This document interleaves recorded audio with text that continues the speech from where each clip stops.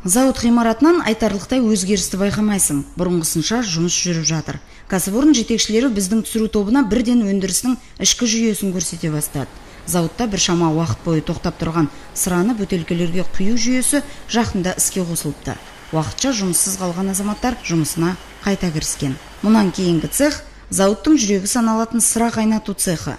Мынау тұрған алып колбаларда сыра дайындалады. Осы құтылардан өнім құю жүйесіне айдалады. Өндіріс аумағында тұрып, жұмысшылардан жалақы қарызына қатысты жағдайды білмеу мүмкін емес еді. Қазір жұмысымыз жақсы жүріп жатыр. Аллаға шүкір. Балдардың пособиясы қосылды. Пособия алдық. Өткенде осы жұмысымыз енді алға басып жатыр. Айлығымыз қосылды. Бұрынғыдан енді тәуір болады деген ойдамыз. Бұған дейін жабық мекемелердің бірі болып келген зауытта бұл күні кез келген сұраққа жауап алуға мүмкіндік туды. Басшылық жасыратын дәнеңе жоқ деген ұстанымдамыз дейді. Сокращены непрофильные подразделения, которые... Біз бірқатар бөлімдерді қысқарттық. Ол Төлешевтің отбасына қызмет көрсетіп келген бөлімдер деуге болады.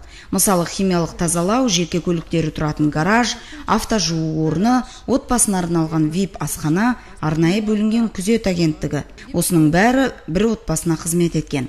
Зауытта Төлешевтің туыстары басшылық қызметтерде тіркеліп ақша алып отырған. Ол штаттарды қысқарттық. 4 әйел компанияның бас директорының 4 бағыттағы орынбасарлары ретінде қомақты айлық жалақы алған.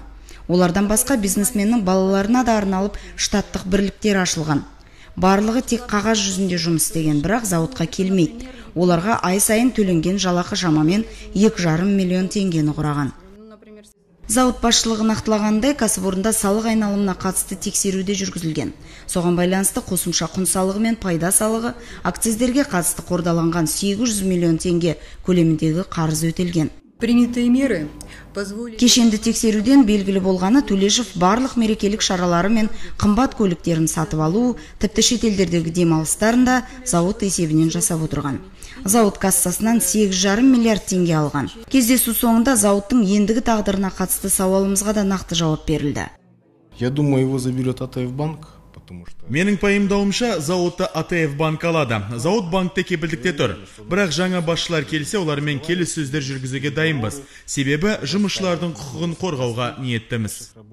Бұл кезде зауыт аумағында көліктерге сыра құйылған үлкен құтылар тиеліп таратуға дайын тұрды.